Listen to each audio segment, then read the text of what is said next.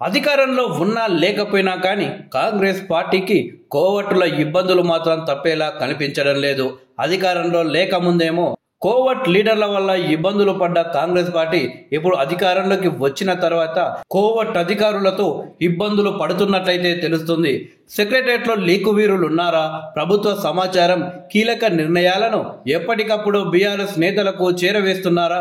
గత బీఆర్ఎస్ ప్రభుత్వంలో పెత్తనం చెలాయించిన అధికారులు కీలక స్థానంలో ఉండి సమాచారాన్ని లీక్ చేస్తున్నారా అంటే అవుననే సమాధానమే వినిపిస్తుంది.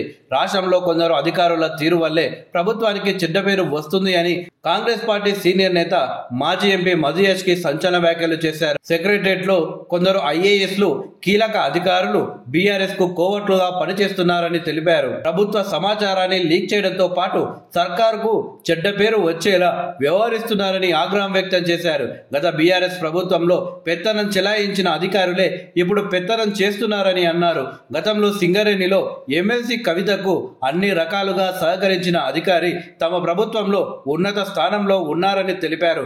ప్రస్తుతం ఇంటెలిజెన్స్ ఫెయిల్యూర్ చాలా చోట్ల ఉందన్నారు. గత ప్రభుత్వంలో దాచిపెట్టడానికి సహకరించిన కొందరు అధికారులు కాంగ్రెస్ ప్రభుత్వాన్ని తప్పుదోవ పట్టిస్తున్నారని ఆగ్రహం వ్యక్తం చేశారు.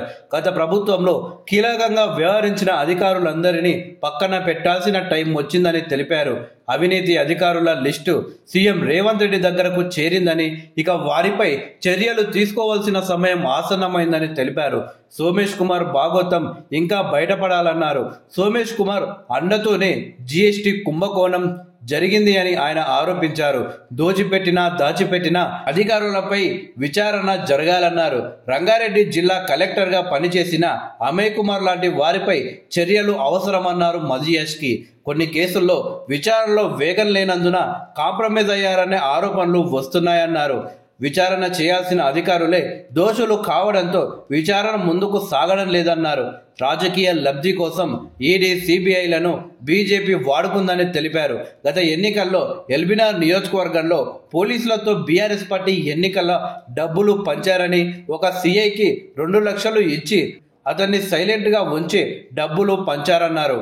బీఆర్ఎస్ ఎమ్మెల్యేలు, ఎంపీలు తమ అవినీతి బయటపడకుండా మొత్తం అధికార వ్యవస్థనే భ్రష్టు పట్టించారని, సీఎం దగ్గర సమాచారం అంతా ఉందని, అందుకే ట్రాన్స్ఫర్లు జరుగుతున్నాయని తెలిపారు.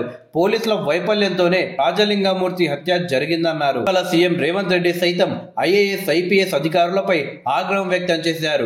బ్యూరోక్రాట్లు క్షేత్రస్థాయిలో పర్యటించి సమస్యలు తెలుసుకోవాలి అని సీఎం రేవంత్ పలుసార్లు కలెక్టర్లు, ఎస్పీలను ఆదేశించారు. కానీ ఆయన చెప్పినప్పుడు సరేనంటూ తలలూపి ఆ తర్వాత ఆ విషయాన్ని పట్టించుకోవడం లేదని మండిపడ్డారు.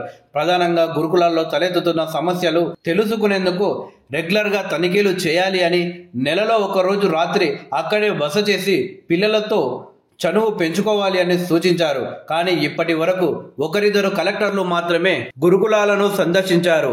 మెజారిటీ అధికారులు ఆ విషయాన్ని పూర్తిగా మర్చిపోయారు అని ఆరోపణలు ఉన్నాయి. ఈ క్రమంలోనే పనితీరు సరిగా లేని కలెక్టర్లు, ఎస్పీలను తప్పించి వారి స్థానాల్లో కొత్త వారికి బాధ్యతలను అప్పగించాలి అని సీఎంఓ సిద్ధమవుతున్నట్లు సమాచారం.